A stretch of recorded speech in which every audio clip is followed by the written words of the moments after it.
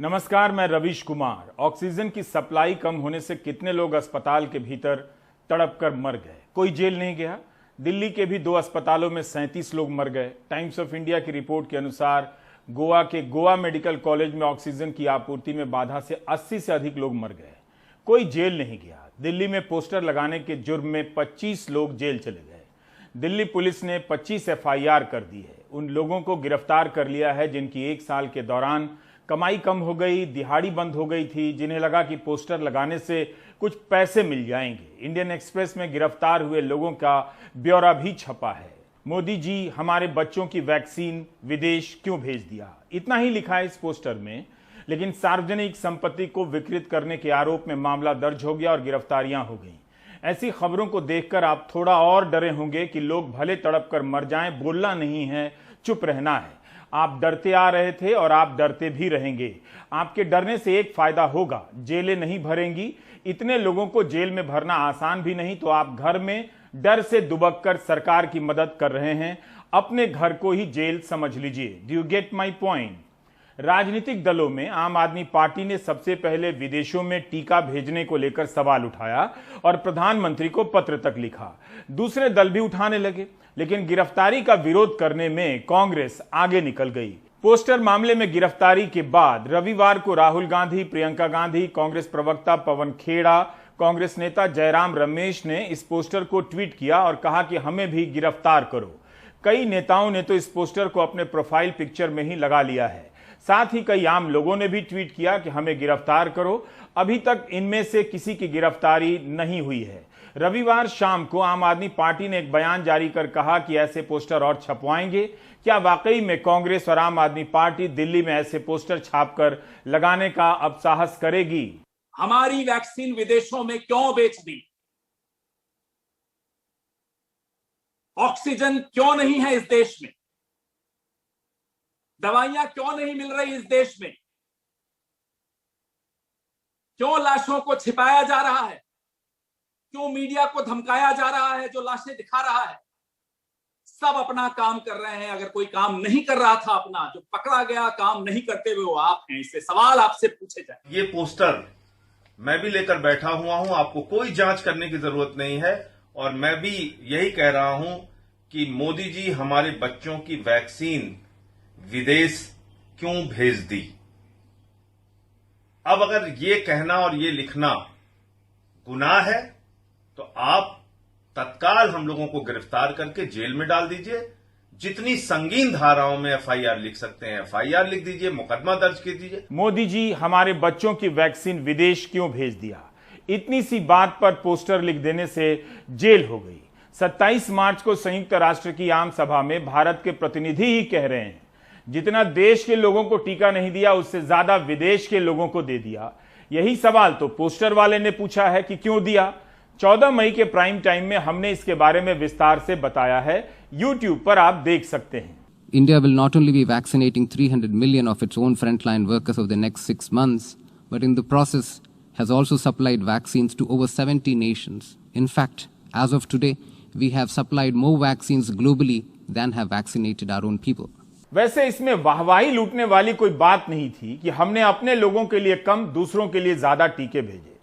23 मार्च को राज्यसभा सांसद संभाजी छत्रपति के सवालों के जवाब में स्वास्थ्य राज्य मंत्री राज्यसभा में लिखित जवाब देते हैं और सरकार की नीति बताते हैं।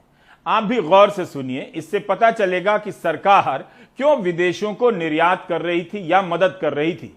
मंत्री जी कहते हैं, किसी भी स्थानीय बीमारी के महामारी का रूप लेने पर संपूर्ण विश्व को एक इकाई के तौर पर मानते हुए इसका प्रबंधन करना होता है और अधिकांश परिस्थितियों में किसी राज्य विशिष्ट अथवा देश विशिष्ट दृष्टिकोण के साथ कार्य करना संभव नहीं होता है।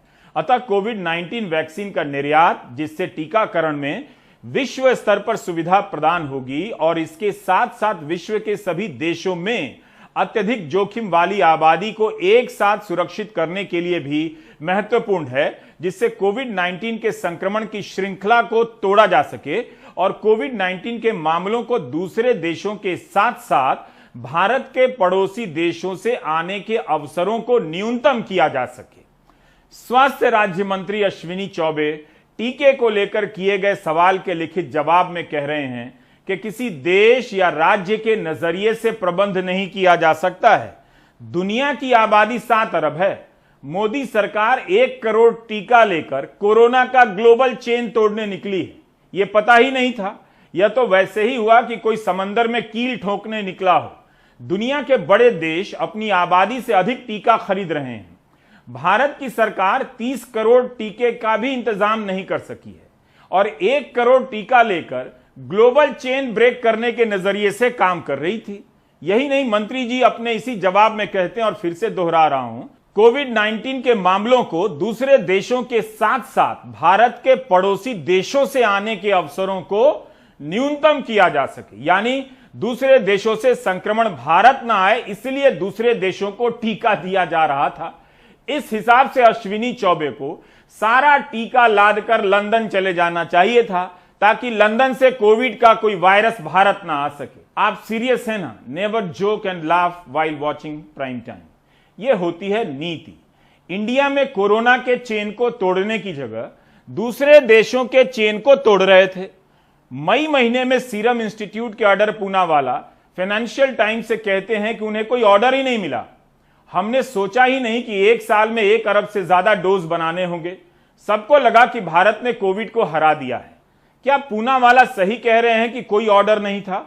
अच्छी बात है कि इस सच को सामने लाने के आरोप में पुलिस ने पूनावाला को गिरफ्तार नहीं किया है, लेकिन दिल्ली में पोस्टर वाला जेल चला गया है। तो हम ग्लोबल चेन तोड़ने के लिए टीका बाहर भेज रहे थे। क्या शानदार आइडिया है। लेकिन वायरस को अपने यहां समझने के लिए जो सिस्टम है उसको तोड़ने में लगे थे। शाहिद जमील 15 मई तक Indian SARS CoV-2 genomics consortia INSACOG के प्रमुख थे। अपने पद से इस्तीफा दे दिया। यह कमेटी दिसंबर में बनी थी। रॉयटर्स में 3 मई को छपी खबर के अनुसार इस कमेटी ने भारत में फैले वायरस के बारे में चेतावनी मार्च के पहले हफ्ते में ही सरकार के चोटी के अधिकारियों को दे दी थी। जरूर चेतावनी की लिखित कॉपी होगी, लेकिन भारत की जनता को कैसे मिलेगी? आपको याद होगा कि मार्च के ही पहले हफ्ते में स्वास्थ्य मंत्री डॉक्टर हर्षवर्धन ने कहा था कि भारत में महामारी खत्म होने को है। तो क्या स्वास्थ्य मंत्री को जीनोम कमेटी की चेतावनी नहीं पहुंची? क्या लोगों की जान इतनी सस्ती हो गई है कि इन सब सवालों का ठोस जवाब ही ना आए? बहरहाल शाहिद जमील ने अपने पद से इस्तीफा दे दिया है। शाहिद जमील ने जिस कमेटी की अध्यक्षता से इस्तीफा दिया है उसका काम है यह पता लगाना कि वायरस कहीं रूप बदलकर जानलेवा तो नहीं हो रहा है।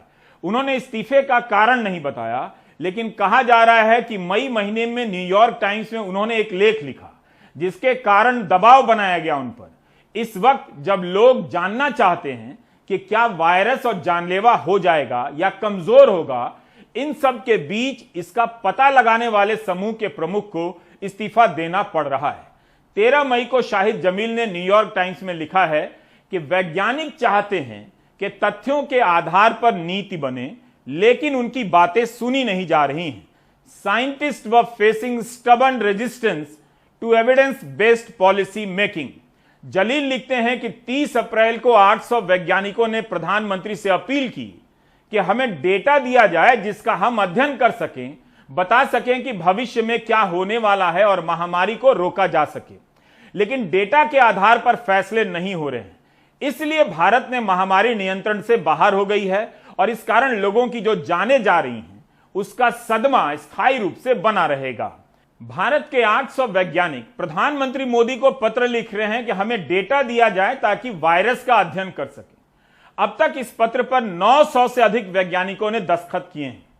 पत्र लिखने वालों में पार्था मजुमदार भी हैं, जिन्हें भारत में जीन गुरु कहा जाता है, जो national institute of biomedical genomics के निदेशक हैं। जीन गुरु डेटा ना मिलने की शिकायत कर रहे हैं। जाहिर है इन वैज्ञानिकों को भी यह लगता होगा कि उनके सामने देश के लोग इस तरह तड़पा तड़पा कर मारे जा रहे हैं, मर रहे हैं और वे कुछ नहीं कर पा रहे हैं। 900 वैज्ञानिकों का पत्र लिखना क्या सामान्य घटना है? पत्र लिखने वाले वैज्ञानिकों में LS शशिधर भी हैं, जो Indian institute of science education और रिसर्च में प्रोफेसर हैं। Professor LS Shashidhar international union of biological science के अध्यक्ष हैं।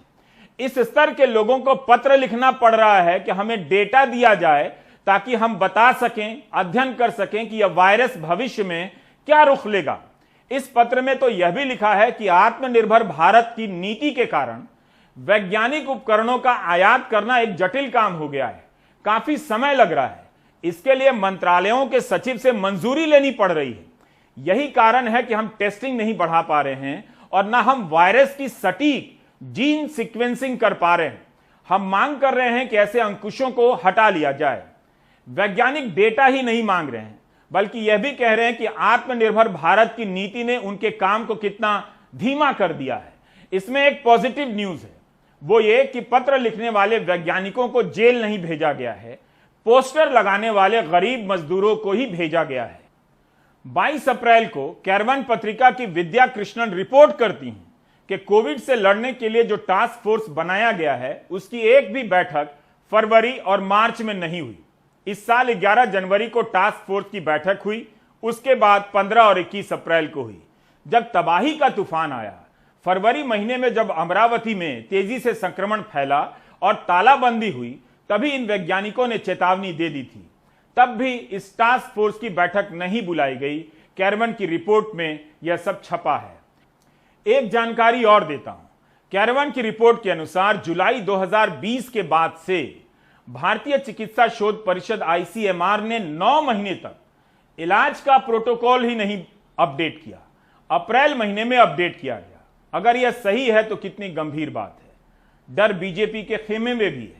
यूपी के सीतापुर के विधायक राकेश राठौर भी अपना डर बयान कर रहे हैं। जब पत्रकारों ने उनसे पूछा कि यहां का ट्रॉमा सेंटर 5 साल से बनकर तैयार है, चालू क्यों नहीं हुआ। सीतापुर में अखिलेश यादव ने 2016 में एक बड़ा ट्रॉमा सेंटर बनवाया था, लेकिन आज तक चालू नहीं हुआ। इस वक्त जब लोग जगह जगह अस्पताल की तलाश में मर गए, ऐसी इमारतें खड़ी रह गईं। हमको जो लिखा पड़ेगा, विधायकों की हैसियत क्या है। हम ज़्यादा बोलेंगे तो देशद्रोह राजद्रोह हम पे भी तो लगेगा। तो आप कहना चाहते हैं कि आप सरकार से अपनी कोई बात नहीं कह सकते हैं? क्या आपको लगता है कि विधायक कह सकते हैं अपनी बात को? नहीं, आपने कोई पत्राचार किया होगा। हाँ, वो तो आपको पता है, इससे पहले कई बार छप चुके, पढ़ चुका, कई बार सोशल मीडिया पे भी पढ़ चुका है। आपको भी पता है कि कई बार सवाल उठाया गया, सदन तक उठा। लेकिन सरकार से अगर आप कहेंगे तो ये राजद्रोह राष्ट्रद्रोह माना जाता है। नहीं, मतलब अगर लगेगा कि उनको कि कोई बोल पड़ा, तो अब वो नहीं है कि लब है कि आज़ाद हैं कहो तो।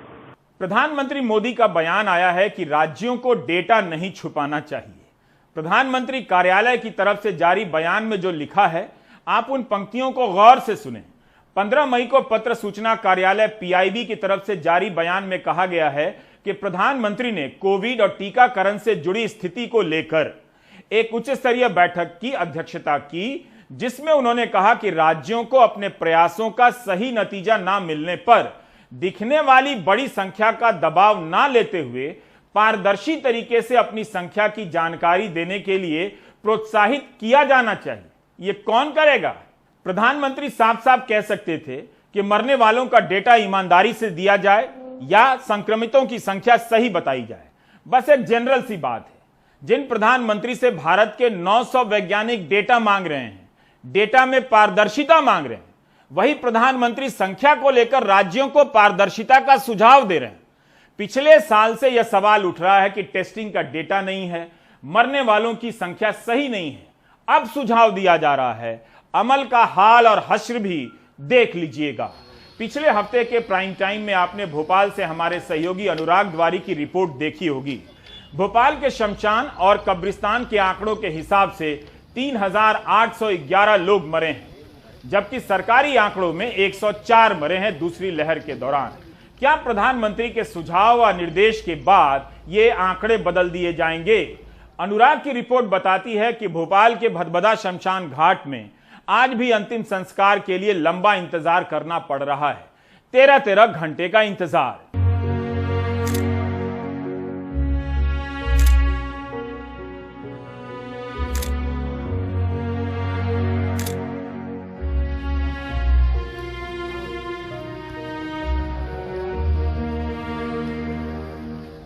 भोपाल के सबसे बड़े शमशान में कोरोना के शवों के आंकड़ों का अंतिम संस्कार होता रहा।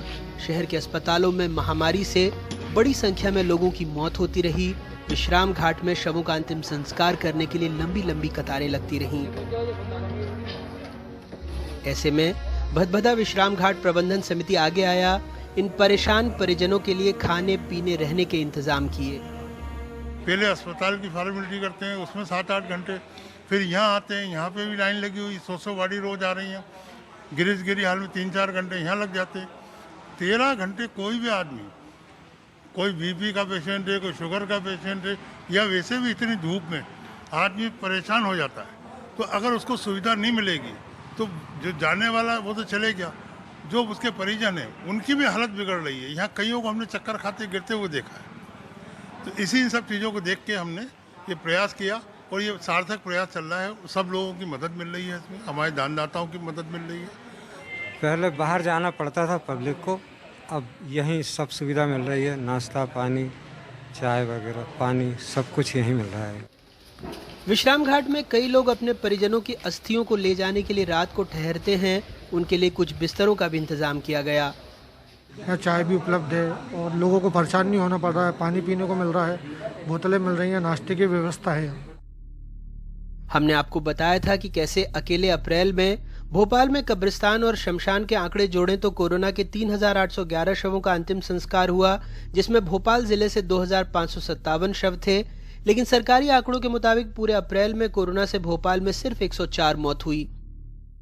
शासन प्रशासन की नज़रों में ऐसे विश्राम घाटों में जिन लोगों की मौत हुई वो कोरोना का आंकड़ा तक नहीं, लेकिन कुछ इंसान थे जिन्होंने इन मृतकों को इंसान समझा और इनके साथ आए परिजनों के साथ इंसानियत का रिश्ता निभाया। भोपाल से कैमरा पर्सन रिजवान खान के साथ अनुराग द्वारी, एनडीटीवी इंडिया। कई जगहों पर शमशान में अंतिम संस्कार से पहले आधार कार्ड की कॉपी मांगी जाती है। यह एक अलग टॉर्चर है कि आप फोटो कॉपी लेकर शमशान जा रहे हैं। खैर, कोर्ट चाहे तो स्वतंत्र जांच बिठाकर इन तमाम आधार कार्ड की फोटो कॉपी कब्रिस्तान और शमशान से जब्त कर सकती है। कोविड के मरीजों की गिनती कोविड में ना हो, इसके लिए भी तरह तरह के नियम बनाए गए हैं ताकि संख्या कम लगे।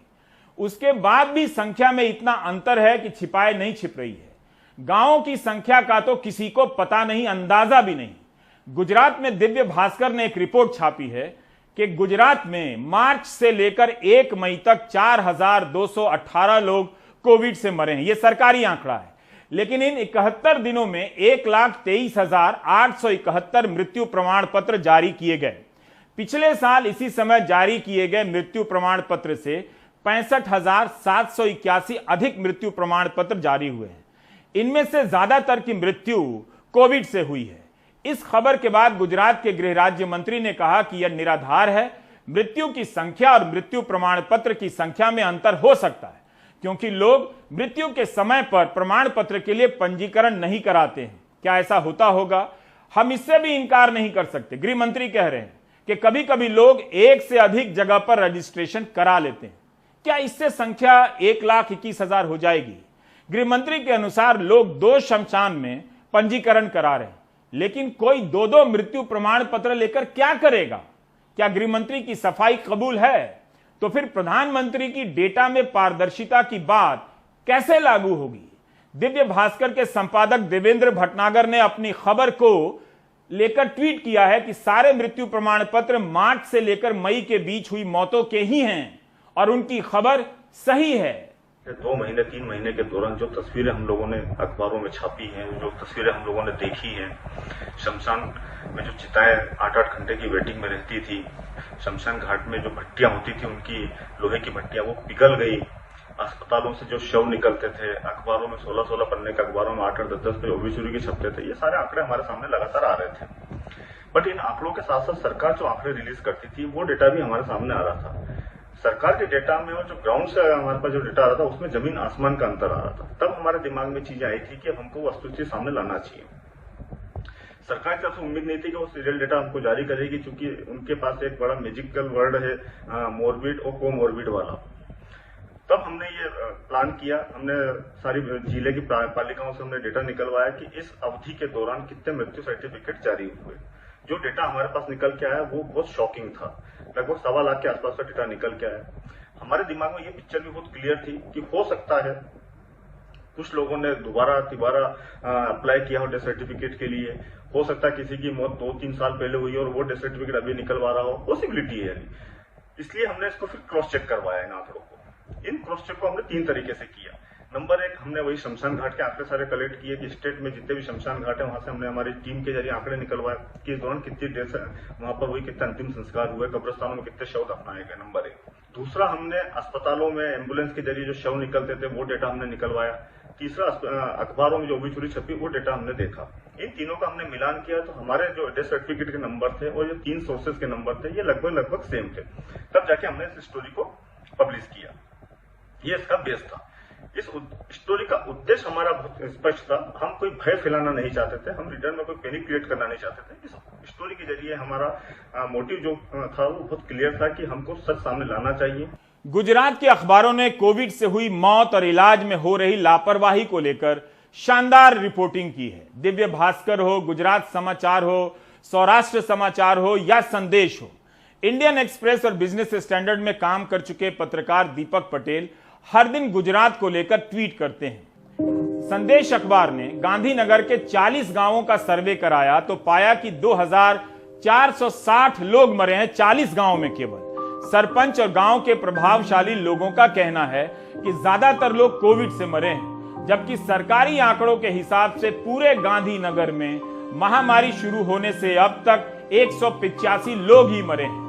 दिव्य भास्कर ने भी खबर छापी है कि गांधीनगर के 4 गांवों में कोविड से 690 लोग मरे हैं, जबकि गांधीनगर में कुल 252 गांव हैं। यानी संख्या कितनी अधिक हो सकती है।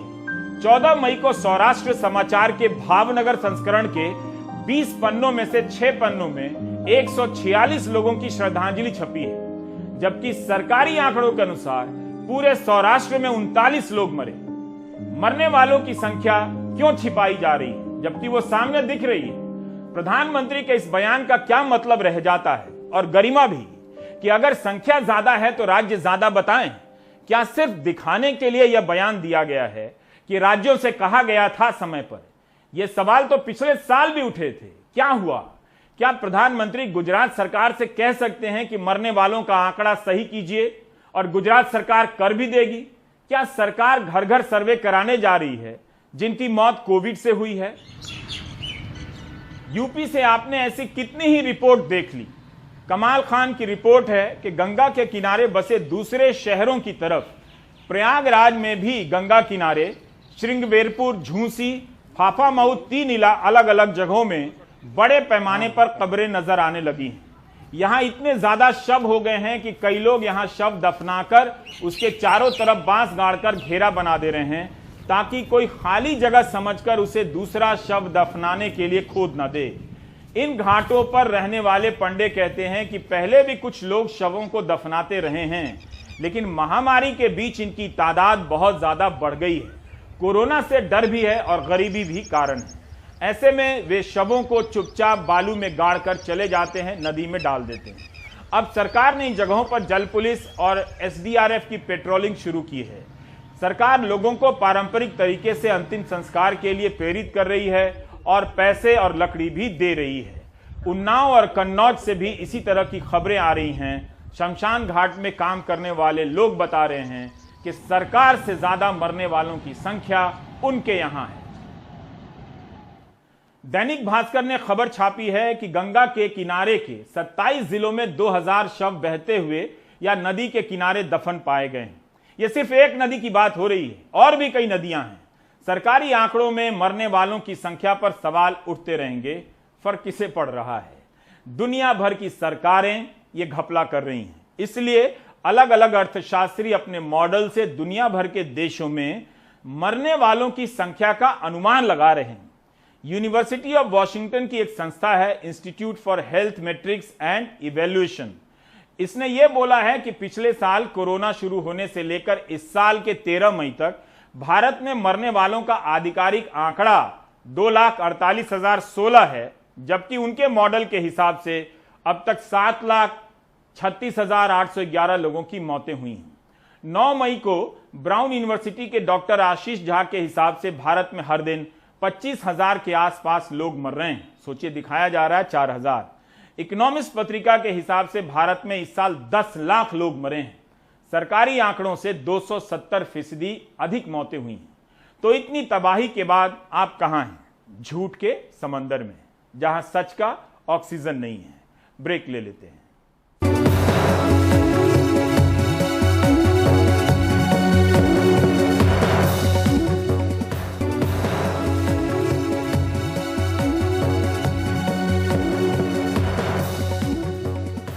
मुंबई में असर दिखाने के बाद ताउते चक्रवाती तूफान जब गुजरात की तरफ बढ़ा तो इस बात को लेकर चिंता होने लगी कि अगर यहां के ऑक्सीजन सप्लाई के केंद्र प्रभावित हुए तो पश्चिम के अधिकांश राज्य प्रभावित हो सकते हैं, क्योंकि इन्हीं इलाकों से ऑक्सीजन की सप्लाई उन राज्यों में होती है।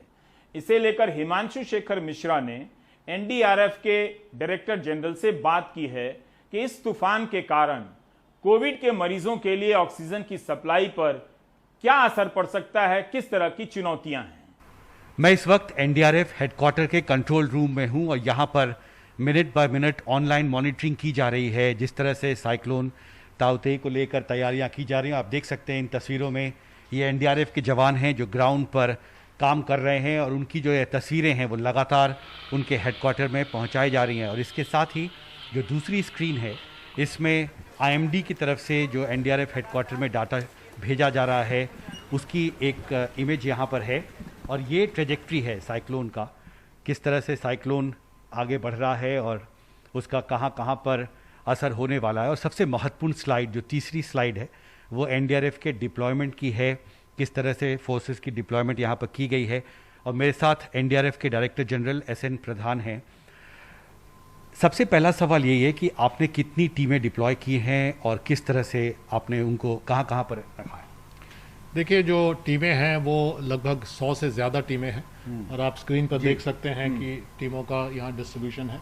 ऑलरेडी गुजरात और दीव मिला के 46 टीम्स डिप्लॉयड है एंड यू कैन सी कि उनको किस तरह से जो बल्ज है, गुजरात का बल्ज है, सदर्न बल्ज, उसमें डिप्लॉय किया गया है। द्वारका में 2, पोरबंदर में 2, these are the impact districts. इसी जगह इम्पैक्ट होने की संभावना है और जो इम्पैक्ट एक्सेस है वो जूनागढ़ के आसपास यहाँ पर है, लगभग बल्ज के टिप पर है, दीव के ऊपर है, तो यहाँ पर लैंडिंग होने की संभावना है। और बाकी राज्यों में भी डिस्ट्रीब्यूशन हुआ है। तो टोटल 101 टीमें हैं जिसमें से लगभग 46 टीमें गुजरात में हैं। एज यू कैन सी यहाँ पर जो आप मैप देख रहे हैं एक्सेस ऑफ दी साइक्लोन का, तो इसमें लैंडिंग पॉइंट ये वाला है, दीव के जस्ट राइट में है और ये 80 नॉट पे होगा 17 के 18 बजे, मतलब 6 बजे शाम को। 6 बजे शाम को 80 knot is almost 150-160 kilometres per hour, gusting to 185 kilometres. तो ये काफ़ी ज़्यादा स्पीड है और उम्मीद है कि उसमें जो इवैक्यूएशन का रोल है उसको हम लोगों ने तवज्जो दी है एंड इवैक्यूएशन अगर हो जाता है, मैक्सिमली ऑप्टिमली हो जाता है, तो लाइफ सेव होते हैं। जीरो कैजुअलिटी अप्रोच जो सरकार ने लिया है उस पर हम लोग अमल कर रहे हैं। एक महत्वपूर्ण सवाल है कि ये साइक्लोन ऐसे वक्त पर हमला कर रहा है भारत पर जब हम ऑलरेडी कोरोना की जंग से लड़ रहे हैं और ये सभी जो राज्य का जिक्र आपने किया ये सभी कोरोना से भी बहुत ज़्यादा संक्रमित रहे हैं, गुजरात हो, गोवा हो, कर्नाटक हो। यहाँ पर कोविड प्रोटोकॉल के लिए आपने किस तरह के डायरेक्शन दिए? पिछले साल हम लोगों ने अम्फन साइक्लोन देखा, निसर्ग साइक्लोन देखा, साउथ में भी और साइक्लोन्स देखे। तो उससे क्या हुआ कि एक प्रोटोकॉल को डिसिप्लिन वे में किस तरह से ऑब्जर्व करना है इसका एक्सपीरियंस मिला। लेकिन उस एक्सपीरियंस पर और ज़्यादा अमल करने की ज़रूरत पड़ रही है क्योंकि अभी इन्फेक्शन का रेट बहुत ज़्यादा है, वेरिएंट ज़्यादा है। तो हम लोगों ने स्पेशल आउटफिट्स बनाए हैं, स्पेशल प्रोटोकॉल्स बनाए हैं। सभी लोग जो फील्ड में गए हुए हैं, वैसे तो 99% हमारे ऑलरेडी डबल वैक्सीनेटेड हो चुके हैं, डबल डोज से, लेकिन जो भी गए हैं ऐसा कोई भी उसमें व्यक्ति नहीं है, ऑपरेटिव नहीं है, जो कोई कर्मी नहीं है जो कि डबल डोज वैक्सीनेशन लिया ना हो। सबसे पहली बात तो उससे प्रोटेक्शन मिलता है। दूसरा जो प्रोटेक्शन का मुद्दा है वो ये है सैनिटेशन प्रोटोकॉल, मास्किंग प्रोटोकॉल और जो कॉस्ट्यूम प्रोटोकॉल है उसको हम लोग यूज कर रहे हैं और प्रिवेंटिव मेडिसिन भी दिया हुआ है और डॉक्टर्स भी साथ में हैं। सो इस तरह से क्योंकि हमारे पास ये ऑप्शन नहीं है कि ऑपरेशन नहीं करें या ऐसे इलाके में नहीं जाए ये मानकर कि वो गांव या वो शहर या शहर का वो मोहल्ला कोविड इन्फेक्टेड ज़्यादा है, वो ऑप्शन हमारे पास नहीं है। लोगों को रेस्क्यू करना कर्तव्य है, उसको किसी तरह से भी करना है, किसी भी परिस्थिति में करना है। तो इसलिए सारी तैयारियां उस तरह से की गई हैं। जैसा कि मैं मानता हूं ये दोनों चैलेंज के लिए हम लोग तैयार हैं। कोविड चैलेंज को भी हम लोग स्ट्राइड में ले रहे हैं और साथ ही साथ साइक्लोन के चैलेंज को। एनडीआरएफ हेडक्वार्टर से मेरे कैमरा सहयोगी शशिकांत झा के साथ हिमांशु शेखर, एनडीटीवी इंडिया।